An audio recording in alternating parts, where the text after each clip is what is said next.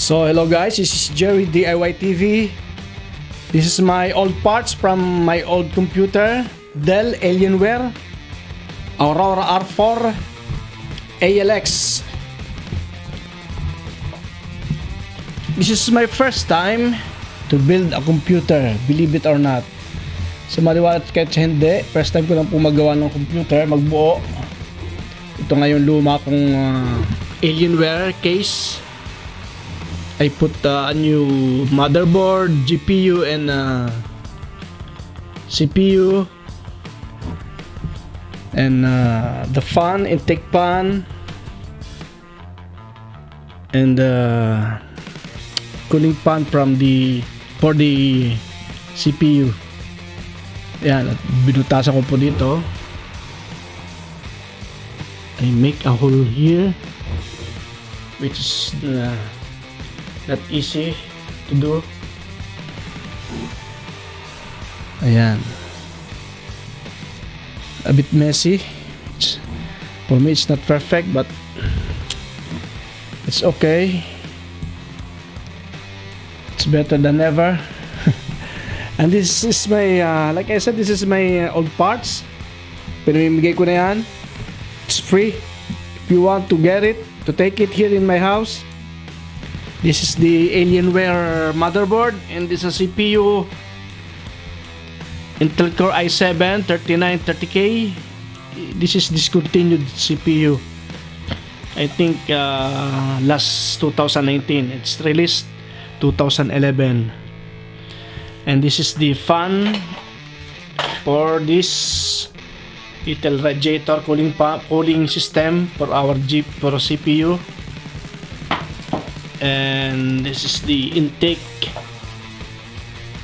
the chassis fan, and this is the RAM 2 DDR3 2 GB each. This is 4 pieces. At ito yung aking GPU, ayan, from AMD Radeon Graphics, to 2 GB each.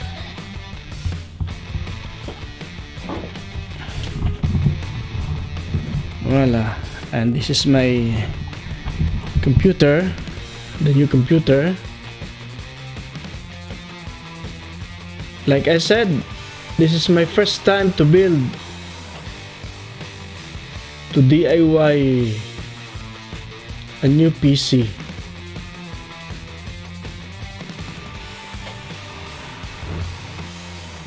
So what happened? System. Wala.